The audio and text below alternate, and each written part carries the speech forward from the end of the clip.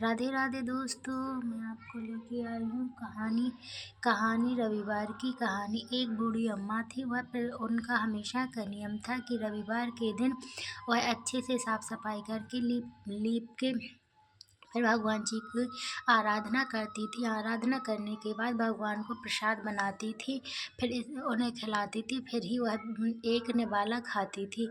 ऐसा देखते देखते बहुत दिन हो गए। बूढ़ी अम्मा गोबर के लिए पड़ोसन के यहाँ जाती थी। पड़ोसन अपनी गाय को आंगन में बांधती थी। ऐसा हमें प्रत्येक रविवार को चलता रहा। ऐसा देख देख के पड़ोसन जलने लगी। पड़ोसन ने सोचा ये बूढ़ी अम्मा के यहाँ किसी भी बात की कमी नहीं है, और पड़ोसन के यहाँ भी किसी भी बात की कमी नहीं थी, पर पड़ोसन मन से संतुष्ट नहीं थी। तो बूढ़ी अम्मा गोबर लेने के लिए जाती रहती थी।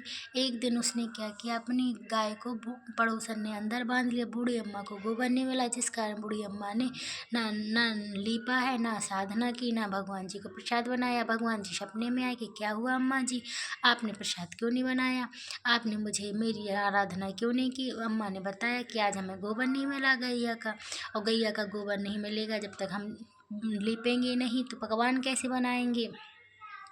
सूर्य भगवान ने कहा ठीक है अम्मा जी। अम्मा जी जब सुबह जागी तो अम्मा जी के आंगन में गाय थी तो वो सूर्य भगवान की गाय थी। गाय ने बताया कि हमें सूर्य भगवान ने भेजा है। गाय से अम्मा जी ने पूछा कहाँ से आई। गाय ने बोला कि मैं सूर्य भगवान के यहाँ से आई हूँ। अम्मा बोली जैसे सूर्य भगवान की माया।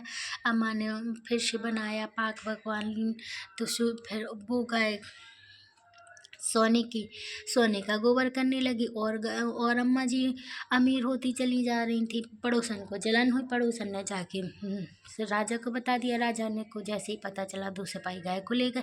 अम्मा रोती रह गई।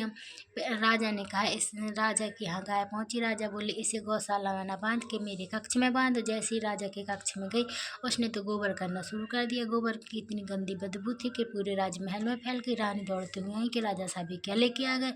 राजा साहब को पता चला तो राजा साहब ने पड़ोसन को बुलवाया। जैसे ही पड़ोसन बोली यह तो सच्चाई थी महाराज, अब मैं क्या जानूं। जैसे ही पड़ोसन ने ये कहा तो पड़ोसन को दंड दे दिया। राजा साहब ने कि ऐसी चुगली करती है। और वैसे ही